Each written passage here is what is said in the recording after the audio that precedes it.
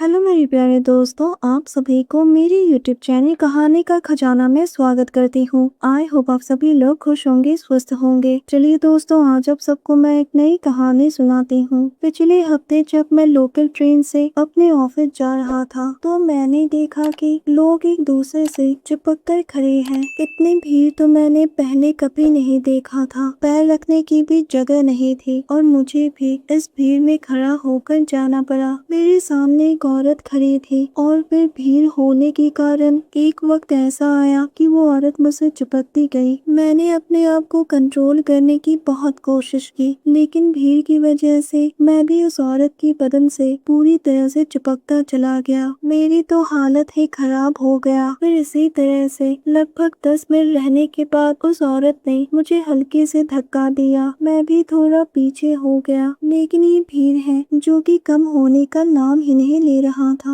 और वो औरत फिर से मुझसे चिपकती गई। जगह कम होने के कारण मैं उस औरत के पीछे ही खड़ा रहा। कुछ दूर चलने के बाद मुझे ऐसा लगा जैसे मैं उस औरत को पहले से ही जानता हूँ, क्योंकि उसकी बदन की महक मुझे थोड़ी जानी पहचानी से लगी। फिर जब मुझसे रहा नहीं गया तो मैंने उस औरत से धीरे से पूछा, तुम संगीता हो ना? वो कुछ नहीं बोली और पीछे मुड़कर देखा। मैंने 3 सालों के बाद उसे देखा। वो आज भी उतनी ही खूबसूरत है जैसे वो पहले हुआ करते थे। उसे देखकर मेरा दिल जोर जोर से धड़कने लगा। कुछ देर के बाद मेरा स्टेशन आया। मैं उतर गया और वो भी मेरे पीछे उतर गए। फिर मैंने संगीता से बात की, क्या तुम आजकल मुंबई में रहती हो? उसने कोई जवाब नहीं दिया। संगीता की मांग में न सिंदूर था और न ही चेहरे पर वो पहले की तरह मुस्कान जो हर वक्त रहा करती थी। उसे देखकर ऐसा लग रहा था जैसे कि उसकी जिंदगी में कुछ तो गलत हो रहा है। फिर मैं अपने काम पर चला गया और ये सिलसिला रोज ही होने लगा।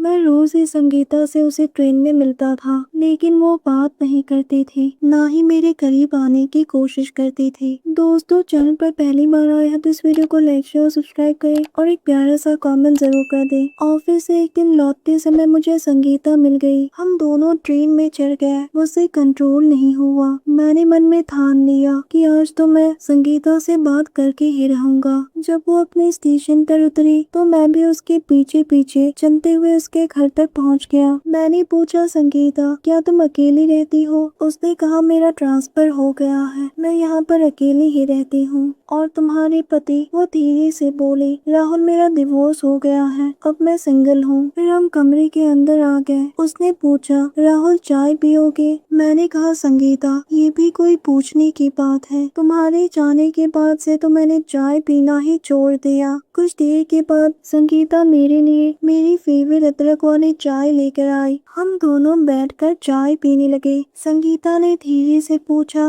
राहुल तुम अपनी पत्नी के साथ खुश तो हो ना? मैंने उसकी तरफ देखते हुए कहा, संगीता मैंने अब तक शादी नहीं की। तुम्हारे जाने के बाद मुझे कोई लड़की पसंद ही नहीं आई। चाय पीते हुए हम दोनों बहुत नजदीक आ गए। फिर मैंने उसके लबों पर अपने लबों को रख दिया और कुछ ही पलों में मेरा जुनून उस पर हावी हो गया। मैं उसके भरी हुए जिस्म को अपनी बाहों में भरकर चूमने लगा। संगीता सिसक उठी। जैसे ही मैंने उसके सीने से दुपट्टा हटाया, उसने अपने दोनों हाथों से अपनी धड़कनों को ढक लिया। मैंने उसके दोनों हाथों को ऊपर किया। संगीता ने कहा, राहुल रुक जाओ, संभालो अपने आप को, तुम सहन नहीं कर पाओगे। मैंने जैसे ही उसकी कुर्ती को उसके बदन से आजाद किया, मैं ये देखकर हैरान हो गया कि संगीता के बदन में कुछ पुराने जख्म थे। मैंने पूछा, क्या ये तुम्हारे पति ने किया? उसने कहा, वो शराब पीकर मुझे बहुत मारता था। राहुल ये सब तो मेरे साथ होना ही था, क्योंकि मैंने तुम्हारे प्यार को ठुकराया, उससे शादी जो कर ली थी। और वो रोने लगी। मुझसे संगीता का ये दर्द सहन नहीं हुआ। मैं उसे प्यार से चूमते हुए आगे बढ़ने लगा और हम दोनों एक हो गए। संगीता ने कहा, राहुल आज तो तुमने भोग कर लिया, लेकिन कल का क्या होगा?